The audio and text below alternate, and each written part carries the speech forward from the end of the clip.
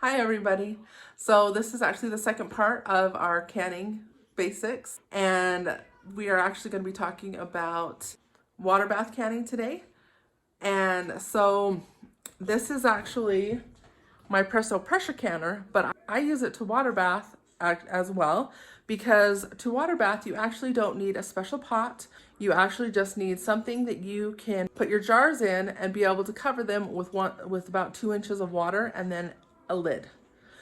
So I actually get double duty out of my Presto canner because I pressure can in it and I water bath can in it. Now, one big thing that's different about water bath canning than pressure canning is it's not really recommended to do a double stack in water bath. They don't recommend doing a double stack. They want you to just do a single stack, so you don't actually need your extra plate. All you need is the one that comes with your canner in the bottom, just so your jars aren't resting on the heat itself.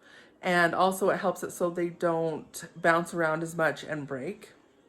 You only want to water bath can high acid foods.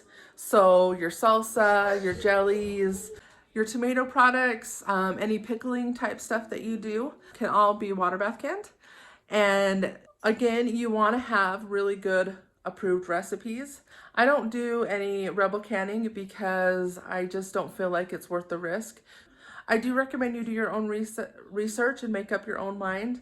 But for me personally, I just feel like all that work that you put into canning, either water bath or pressure canning, I don't want to do that and then not have a product that I can use safely.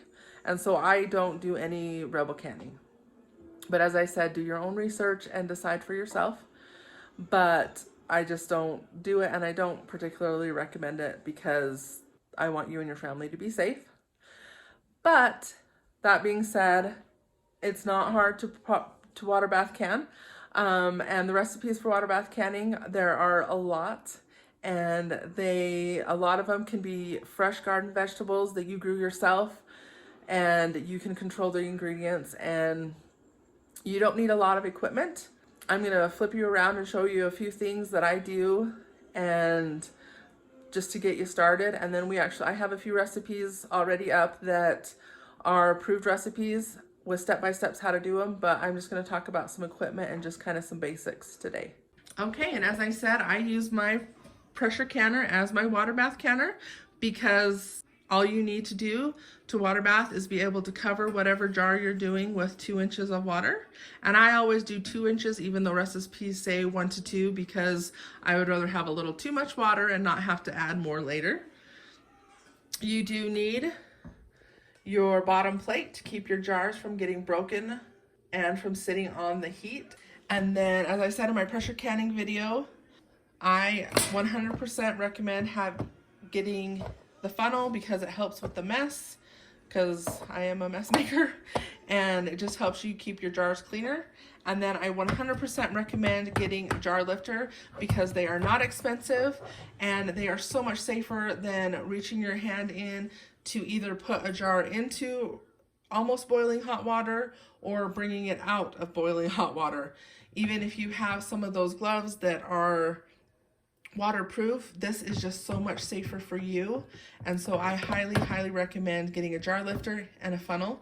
The funnel and jar lifter, if I had to choose only one, I would choose the jar lifter, even though this means more mess to clean up. This is just a safety precaution that I 100% recommend. I talked about jars in the pressure canning video, so if you missed that, go ahead and go back and watch that. But the jars that you would use for canning, for pressure canning and for water bath canning are the same jars. Wide mouth, regular mouth, pint, and quart. There are sizes that are different than this. A lot of people will actually use jelly jars when they're canning, which are smaller than your pints. Now, I don't have any jelly jars on hand, but I do have this little half pint, and this is, well, you can see this is dill relish. This was actually a gift from my aunt.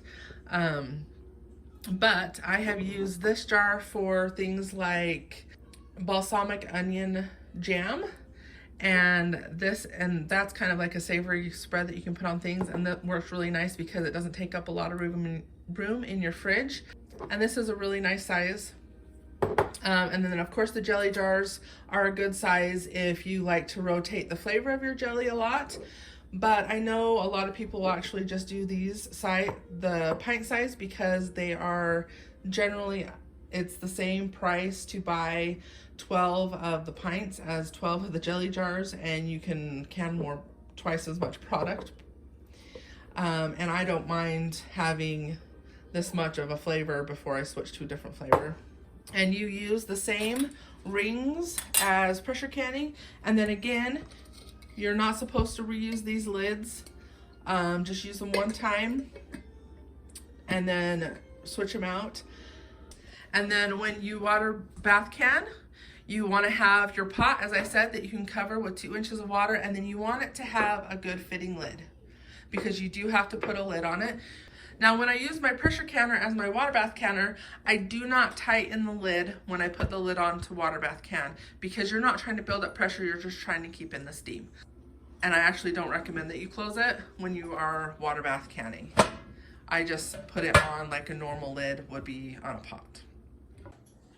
And that's just a quick little video on just some basic tips for your beginning water bath canning. And as I said, I did a pressure canning one. Just both of these have been quick little videos on just some really good first timer tips on just kind of what the parts of the canner are, the utensils and equipment that you might use, and just kind of some of those simple things that if you've never even held a ball or curd jar before, you might not even know. So please like and subscribe, and we will see you next time.